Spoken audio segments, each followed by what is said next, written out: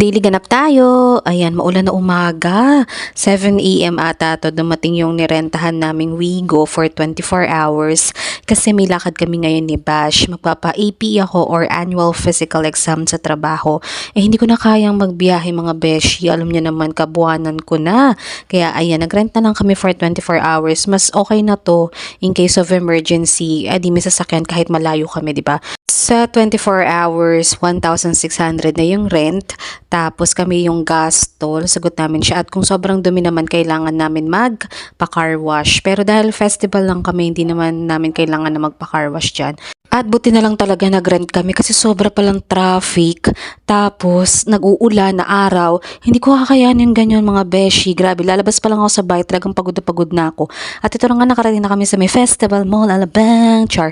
Dumiretso na agad kami dito sa may My Health para matapos na agad ako. Buti na nga, at buntis yung lola nyo. Ayan, priority.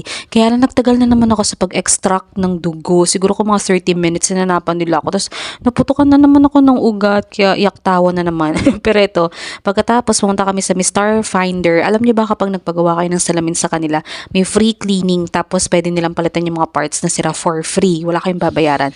Kaya like kami dito nagpapaayos ni Bash. After nyan, muwi na rin agad kami pero dumaan muna kami dito sa may San Pedro sa bahay ng parents ko. At ito na nga pala ang mga doggy dog, si Beluga at si Britney. Buti kilala pa kami nito pero yung dalawang bagong aso, ayan, galit na galit. Tapos ito si Miming. Grabe, nanlaki ng mata niya. Inaamoy-amoy niya ako. Sabi niya parang familiar pero parang hindi. Pupunta nga pala kami dito sa may sementeryo pero dinaanan namin tong dati naming apartment. Grabe, throwback talaga. At ito na nga, nakarating na kami sa may Everlasting Peace. Hindi kami nakapunta nung holidays nung November 1 kasi nga may pasok ako, hindi ko pa maternity leave kaya ayan, bumabawi lang.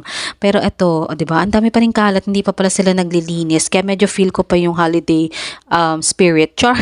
Tapos ayan, nagdasal lang din kami, inuna namin dito kay Mama Bia. Tapos naglakad na lang sila, papunta kanila Tito Jojo tsaka kay Daddy. Pero ako sumakay na ako, mga beshi, kasi hindi pa talaga pwede maglakad-lakad. Bitin pa, mga 1 linggo pa, ganern. Tapos ayan na nga, kay Tito Jojo tsaka kay Daddy. Tapos ito na naman yung pusa. Itong pusang to, nakuna namin siya nakita. Ang dami niyang sugat. Kakamatay lang ng tito ko. Lagi siya nandyan pag dumadalaw kami. Tapos ito, ang ganda niya na. O, diba, pak.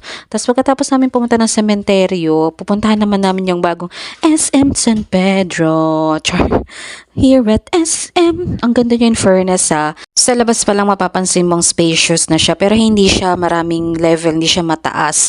Tapos ayun, pumunta na kami dito sa may parking lot. Isa sa mga napansin ko yung mga guard, staff, talagang babaltiin ka nila, tsaka sobrang accommodating nila. Ang ganda lang ng vibes. Pumasok na rin pala agad kami dyan kasi nga magagala-gala kami, titignan namin kung ano meron sa loob. Pero SM, Bekenemen, char.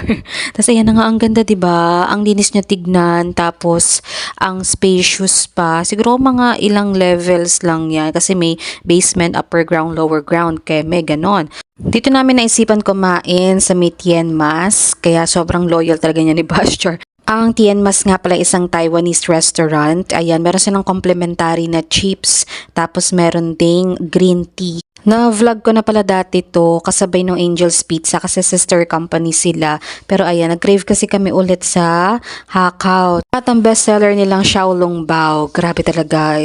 Ito na nga, dumating ng orders namin, seafood, noodles. Tapos ito na nga ang Hakao na sobrang sarap. At itong Xiaolong Bao nila. At sa sobrang gutom ko nga, ayan, natapon na yung suka sa damit ko, o diba? Nansa ng amoy. Pero ayan, taste check na tayo. Grabe, ang sarap talaga ng Hakaw. Ang tagal na namin cravings ni Bash to. Kaya lang, wala namang malapit na gantong kainan, Chinese food o kaya Taiwanese food. Tapos ito pa pala yung kanilang fried rice na ang sarap din. Tapos itong kanilang chicken, half lang yung binili namin. At ito na nga ang Xiaolong Bao nila. Grabe, yung may sabaw sa loob. Lalagyan mo siya ng suka tsaka luya. O diba? Ayan, kainan na. Kung mapapansin nyo, puro tig-isang servings na yung kinakain ko kasi syempre, moderate pa rin tayo sa pagkain. Basta matikman. In terms naman sa pricing nila, okay na rin, affordable kasi 5 packs kami. Tapos naka less than 2,000 yung bill namin. Kaya okay na rin kasi ang dami naming in-order. Tapos busog na busog kami, may take out pa kaming rice. Kaya ayan, kung gusto niyo naman mag-try ng ibang cuisine o kaya ibang panlasang mga pagkain, i-try niyo na tong Tien Mas. Hindi talaga kayo magsisisi. Taiwanese style restaurant siya. At sobrang daming pagkain talaga. Ang sarap-sarap. At ayan, pagkatapos namin kumain, nagala-gala lang din naman kami. Tinignan namin kung ano pa yung laman ng SM. In fairness, maganda siya, malinis. At pwedeng paggalaan talaga, ganun. Tapos ayan, mauwi na rin kami. Yun lang, bye-bye.